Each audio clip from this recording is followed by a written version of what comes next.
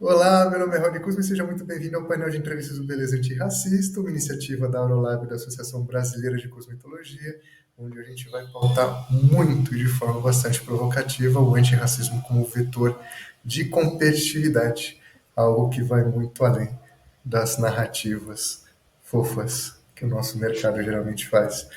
E eu estou aqui com uma pessoa brilhante, que eu tenho o privilégio de estar acompanhando a jornada dela e da empresa, que é a Mari.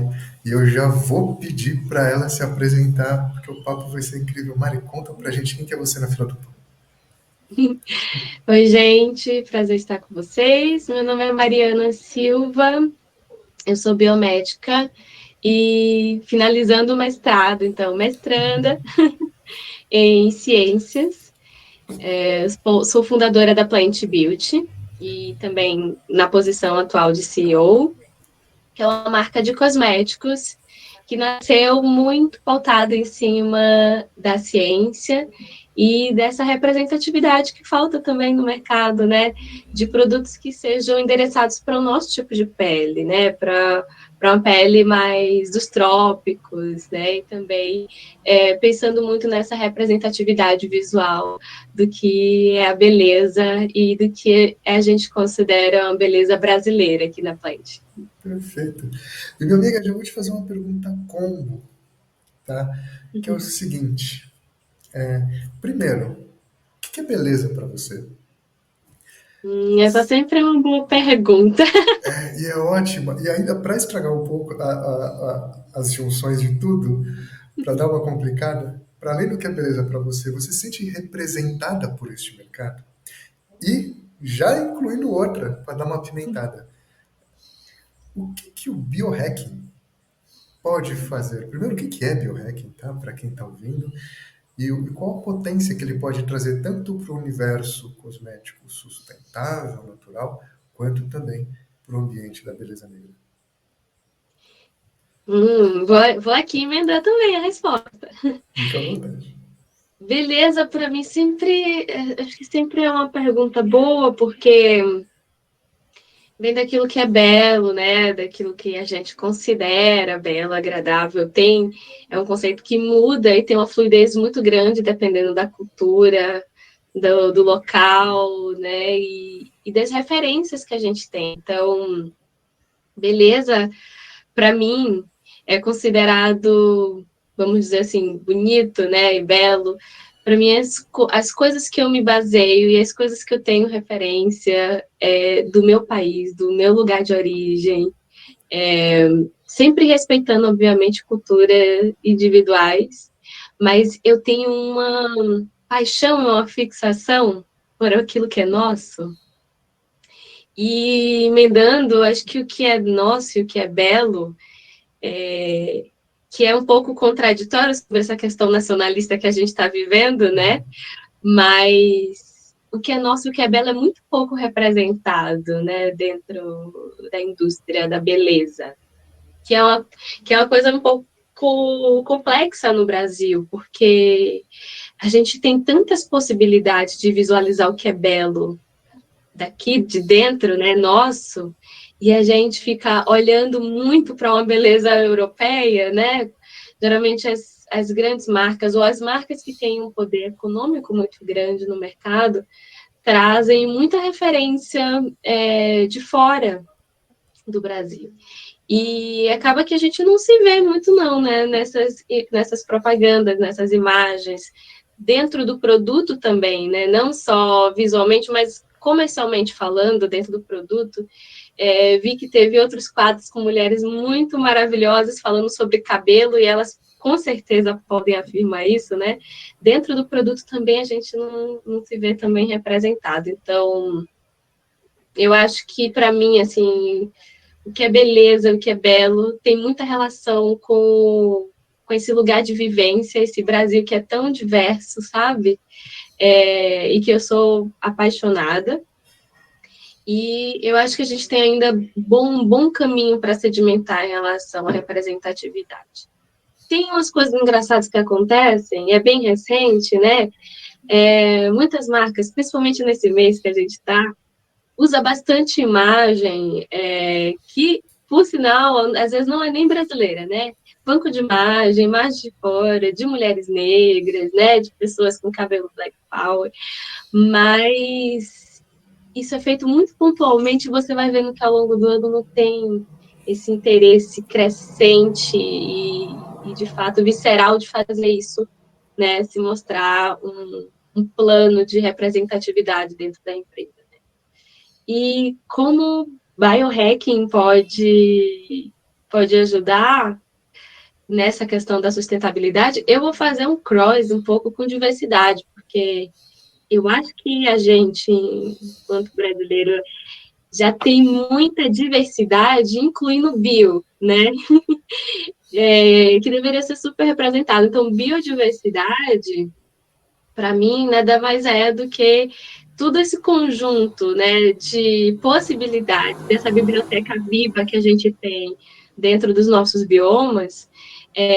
Trabalhar com isso é também dar representatividade para essa parte tecnológica que a gente tem, né, e tem um potencial muito grande de deixar a floresta em pé, olhar com outro, né, com outra ótica, como é que a gente produz matéria-prima para essa cadeia. Então, basicamente, eu sempre conto a história simples que biohacking nada mais é do que a gente mudar a forma de se fazer as coisas, pensando muito mais num ponto de vista sustentável, né? E utilizar, hackear esses códigos, né? Esse código da vida que está nas plantas, nas folhas, nos frutos, né? No que a gente convive aqui no dia a dia e mudar a forma, né, de produção, né? Usar outra plataforma, não só exploração, não só extrativismo. E acho que é isso, é uma resposta longa também, né? Um pouco longa. Sempre, e sempre é muito legal essas perguntas comuns, por mais que eu sei que não é a coisa mais fácil do mundo de responder, porque é muita bagunça, mas é porque fica muito visual quando você articula todo o processo e todo o fluxo e fica muito palpável. Né? Por isso, e como a gente já conversou algumas vezes antes, é por isso que eu quis trazer muito essa complexidade já no começo. E pensando no biohacking, tá? Que eu acho que é uma coisa muito interessante, principalmente quando a gente fala de inovação real, nos tempos que a gente vive, pensando na potencialidade de matéria-prima para o mercado de cosméticos, o que você enxerga de possibilidade e potencial para esse mercado? Tá? E eu já vou fazer uma outra perguntinha também, como Claro. entendendo uma possível objeção, que eu tive uma oportunidade muito legal de ouvir você no nosso bate-papo lá na faculdade, que é a relação do transgênico. Eu acho muito Uhum. interessante quando você traz, calma, vamos entender o processo. Conta pra gente essa relação de potência e o que a gente faz com essa possível objeção em relação ao transgênico. Vou contextualizar um pouco essa parte do biohacking, porque acho que é um assunto não trivial, né? Mas hoje, basicamente, a gente utiliza, e eu não sou cosmetóloga, tá, gente? Eu sou da biotech, mas o fato de ter começado a Plant como uma empresa de cosmético, a gente tem que se pautar, né, e se basear por pesquisas e o que é feito, né, dentro da indústria cosmética. Então, hoje, dentro do produto da Plant também, mas dentro de muitos produtos cosméticos, a gente vai ter uma porcentagem de extratos naturais, né, muitos deles com o objetivo de ter um ativo, né, como ação, então, um ativo que tem antioxidante, né, ou que pode ser um homogeneizador, né, de tonalidade, não necessariamente um clareador, mas que a busca, né, muitas vezes, desses ativos vem de extratos que tá lá na natureza, né, tá lá nas plantas. Outros ingredientes também, né, ingredientes já químicos, a gente vai falar de emoliente aqui também, né, dependendo do produto, uma porcentagem de água, grande porcentagem também de água, mas dentro dessa perspectiva do uso dos extratos como ativo para a indústria, eu vejo que a biotecnologia, né, e especificamente esse biohacking, que aqui também a gente fala bastante de biologia sintética, pode ser uma grande alavanca mesmo para a gente mudar a plataforma de utilização. Porque para conseguir extratos, como é que a gente faz? Vai lá na comunidade, né, que às vezes é ribeirinho, está lá dentro da floresta, está em contato direto com a natureza. Você vai fazer o quê? Um acordo com aquela comunidade. Vocês podem me fornecer esse fruto, essa folha, né? Esse extrato, essa planta, ou esse extrato final. E aí você tem uma distribuidora, tem várias pessoas nessa cadeia, mas você vai pegar exatamente isso da terra, né? E aí, transpor isso para a terra, você tem toda uma cadeia de processo logística também, que faz você chegar até a indústria, né, para poder você ter esses extratos.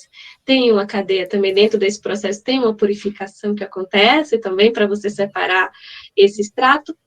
E o biohacking vem para a gente decodificar o código genético dessa planta ou desse fruto, né, que se deseja extrair um extrato com finalidade de ativo. Então, a gente vem aqui, entende qual é o código genético que tem em mim, tem em você, tem na planta, né, tem nos frutos, é igual, né, a sequência que muda.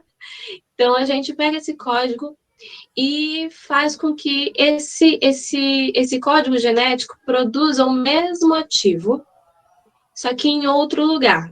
Ah, Mari, aonde? Micro-organismos já fazem medicamentos já tem um tempo, então, usando exatamente essa estratégia. Então, a gente usa bactéria, leveduras, fungos, né? Eu falo levedura que é um pouco mais específico, mas fungo, bactéria, que as pessoas conhecem, e a gente muda, dá um outro estímulo, né? Muda um pouquinho a forma como se comportam e produzem já naturalmente alguns compostos para produzir exatamente esses extratos. Nesse processo, a gente está mitigando muita coisa dentro dessa cadeia, como a possibilidade de ter um extrativismo predatório, porque você precisa abastecer todo o mercado com extratos, né? Se você for, descobrimos extratos excelente aqui, mas e se essa planta for muito rara, muito específica daquela região? Como é que essa comunidade lida também com isso, deixando de fazer, muitas vezes, um processo natural de extrativismo para ser exatamente aquela produção, cultivo, extração daquilo, porque se ganha também financeiramente dentro daquela região com isso. Então, a gente tem uma intenção de trabalhar perto de comunidades também locais, para entender como essa economia circula, porque para algumas coisas é importante se manter, mas para outras isso vira um monstro, né? Assim, vira realmente alguma coisa predatória dentro dessa comunidade. Então, a gente também mitiga a pegada de carbono do processo logístico, porque se você tem dentro do laboratório, de forma controlada, micro-organismo produzindo aquele mesmo ativo, eu não preciso fazer toda essa cadeia logística para poder ter exatamente aquela molécula específica que vai atender essa indústria. Então, eu acho que a gente tem um grande potencial, né, de hackear muita coisa que ainda não foi feita ou discutida, né, ou testada, e, obviamente, tem o medo das pessoas quando você fala mexer no código genético, você está brincando de ser Deus? Eu já vi isso também. Eu já vi isso também. E é bem isso mesmo, assim, calma. Quando as pessoas geralmente associam micro-organismo geneticamente modificado com transgênico as pessoas geralmente pensam na comida, né? No milho que é transgênico, né? Em algumas coisas que podem ser transgênico. Fala, não compro isso porque pode dar câncer, etc e tal. Já ouvi também essas coisas. Mas a gente consome, mastiga DNA todo santo dia. Essas plantas, esses frutos a gente também tem, né? Nem por isso, porque passa pelo trato gástrico, a gente vai desenvolver qualquer coisa. Até porque as plantas foram domesticadas ao longo de um processo secular. O que a gente faz para transgênicos, né, é acelerar esse processo de domesticação para poder a gente combater pragas sem necessariamente usar pesticidas. Tem várias alternativas que não são danosas para a vida, que é feito através desse processo de aceleração de transgenia. Quando a gente vai fazer isso dentro de um laboratório usando um micro-organismo, é muito importante ressaltar que na hora de chegar ao extrato, né, ou chegar exatamente aquela molécula na mão da fábrica que vai produzir o produto, não vai chegar um fungo e uma bactéria. Vai chegar o fruto disso, né? A gente não utiliza eles como veículo, né, para poder ter esses extratos. Então, eles viram microfábricas de produção desse mesmo ativo. Então, são conceitos, claro, complexos, mas são coisas muito diferentes, né, no final das contas, né? A gente basicamente usa biotech como caminho e não como um fim. E isso eu acho incrível. E eu vou fazer uma pergunta, Mari. Não sei se eu vou ser ou ingênuo ou futurista, mas eu queria muito, porque me bateu uma dúvida que eu acho que pode ser muito interessante. Não sei se eu vou fazer a pergunta direito, tá? Mas quão customizável é o processo a partir de uma demanda de alguma indústria específica? Tá? Por que eu estou dizendo isso? O Brasil, o mercado de cosmético, ele vive de renda, ponto, acabou. Não tem nada de luxo, glamour, ele vive de renda, ponto.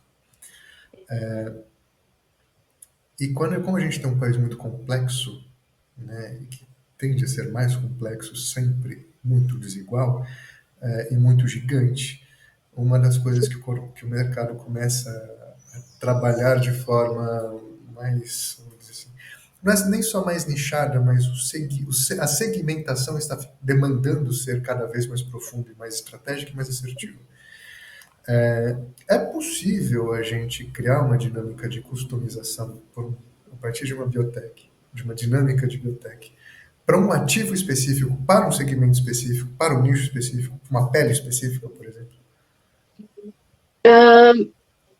Tem uma questão sempre dentro da biotech que a gente, a gente lida com micro-organismos, né? Quando você fala de biologia sintética, coisas vivas não necessariamente se comportam exatamente do jeito que a gente pensou. Apesar de que, minha resposta voltando, céu é o limite, assim, sempre o céu é o limite nesse caso, mas a gente vai ter limitações. Quando a gente fala de ativos como extratos, são ativos complexos, né? Envolve mais de uma molécula. Não se sabe exatamente se o efeito, às vezes, oxidativo vem de uma combinação de coisas, né, de moléculas, ou só de uma, e precisaria testar individualmente cada uma delas. Quando a gente fala, por exemplo, de extratos, e você quer fazer isso de uma forma assim, muito segmentada e personalizada, o caminho muitas vezes é criar clones. Se você não quer extrair da natureza, é criar clones dessa planta, né, ou de parte dessa planta ou fruto dentro de um laboratório. E aí a gente consegue fazer modificações em determinados locais para que ela produza mais ativos, mais moléculas específicas aqui, menos aqui. Você consegue customizar isso. Mas continuo, pode ter limitações. A outra questão também é que a gente ainda conhece muito pouco das mais de 40 mil espécies e contando de plantas nativas que a gente tem. E eu acho que é uma grande possibilidade da gente também descobrir moléculas novas que têm um interesse totalmente específico, papeles específicas, como você falou, e que a gente ainda está para descobrir. Então, eu acho que esse começo que a gente está, né, na Plant também, como empresa de biotech, né, é um paralelo a esse descobrimento também do que a gente tem de tão precioso, que tem tanto interesse assim para a indústria, né, cosmética de fora também, né, não é à toa que a gente vê biopirataria acontecer. Então, eu acho que também tem esse caminho da gente descobrir todo esse potencial. Mas sim, tem os desafios, mas com certeza a gente consegue customizar bastante coisa, né, com biotecnologia. E uma coisa que eu achei muito legal, até porque é um tema novo, se a gente parar para pensar em dinâmica de evolução de indústria, né? Com É certeza, uma com coisa certeza. que aperta o botão que sai. Demanda investimento, demanda paciência, demanda pesquisa, Uhum. demanda apoio acadêmico, demanda um universo de coisas. E eu acho que é muito interessante esse momento exatamente para isso. A biotech vai permitir à indústria caminhar à frente, sim, mas para isso ela precisa investir, né? E é um bom momento para ela poder encontrar pessoas como você para enxergar não só a dinâmica de pipeline de inovação daqui 5, 10 anos, mas entender o que pode fazer a partir de demandas relativamente mais simples, mais orientadas para questões ágeis, mas ainda assim entendendo que precisa investir.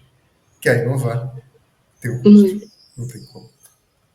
verdade. Complementando aqui, eu acho que a gente tem duas coisas muito interessantes acontecendo, que é esse momento da biotecnologia também está evoluindo muito rápido em ferramentas. Então, ferramentas assim, que trazem muitas possibilidades de desenvolver coisas novas, né? E isso é muito interessante também, né? Porque tá acontecendo uma corrida desse lado também, né? Tem trabalhos montando como remontar toda uma estrutura celular, assim, né? Então, assim, a gente consegue customizar, tá vendo, assim, um nível de customização cada vez mais preciso, a gente vê isso na medicina também com fármacos, né? Medicina customizada, que a gente vem discutindo. Então, eu acho que traz muito pano para manga para a indústria cosmética também. E, por outro lado, a gente tem muito que descobrir ainda do nosso próprio território, né? Porque por falta de investimento em biotecnologia e tecnologia no geral também no país, a gente deixou de pesquisar muita coisa, né? Não tinha fomento, não tem fomento. Muito dessas pesquisas de base não é para interesse econômico, então precisa primeiro se investir na universidade, né, ter o processo de educação, para depois a gente pensar economicamente isso, né? Então, a gente está no momento também de visibilidade desse território, né, nativo, né, como a Amazônia, porque a gente estava no processo de desmatamento super acelerado, né? Então, todo mundo começou a olhar para a gente e falou, e agora, o que é que vai acontecer com vocês, né? Nessa transformação também, ocorreu, né, de a gente ganhar essa visibilidade, infelizmente de forma negativa, mas a gente começou a se respaldar em uma nova mudança, até no discurso atual do atual presidente na COP27, que é importante falar isso, porque parece ser pauta dos próximos 4 anos, olhar também, né, estou trazendo um dos biomas, né, estou trazendo a Amazônia, mas parece ser pauta também de governo atual da gente, de se investir em pesquisa para a produção de fármacos e cosméticos. Isso foi dito no maior palco, né, no maior palco de políticas climáticas. Então, obviamente, o que aconteceu com a Amazônia é surreal de tão ruim, mas nesse contexto a gente ganhou visibilidade, a gente começa a pensar em como preservar, a biotecnologia chega para ajudar a gente também com isso, e a gente agora está construindo esse caminho para nesses próximos anos a gente mostrar que a gente também tem essas ferramentas para pavimentar esse caminho de sustentabilidade, sabe? Perfeito. E, Mário, para a gente caminhando aqui para o final, e é sempre muito triste quem está do meu lado aqui encerrar alguma entrevista, porque é sempre um aprendizado. Que dica e que puxão de orelha, né? E por mais que as pessoas que estejam do seu lado sempre tentam fugir um pouco do puxão de orelha, é sempre muito importante.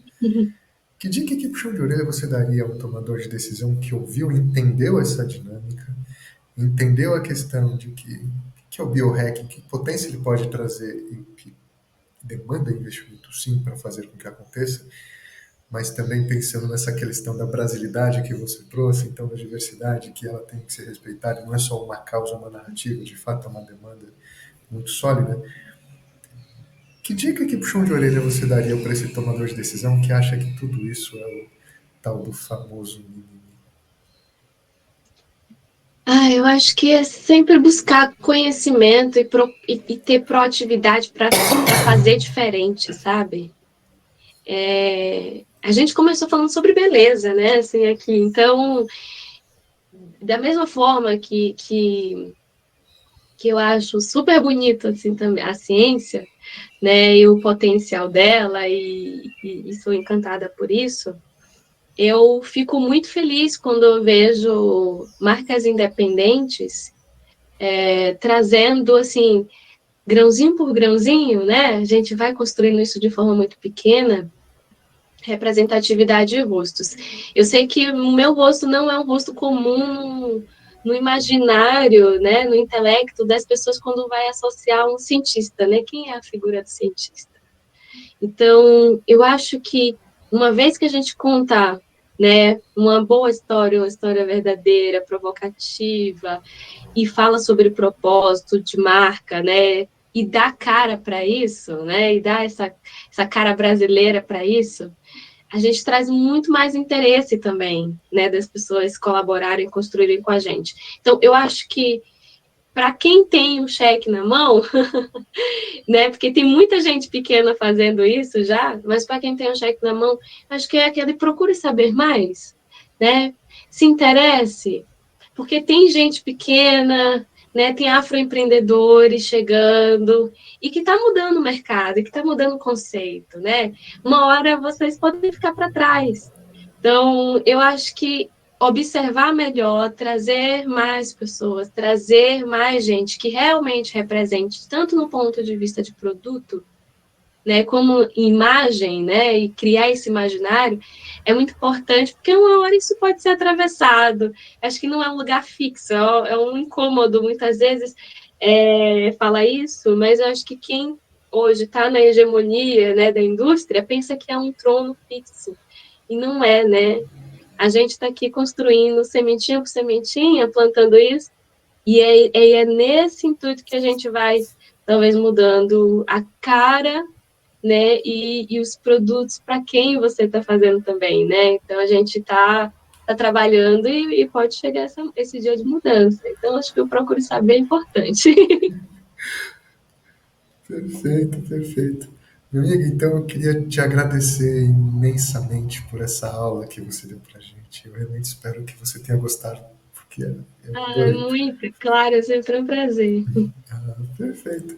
Então, eu queria até registrar aqui o orgulho que eu tenho de participar dessa tua jornada e tenho certeza que o presente já é brilhante, que dirá o futuro, que de certo é incomensurável. Então, minha amiga, parabéns.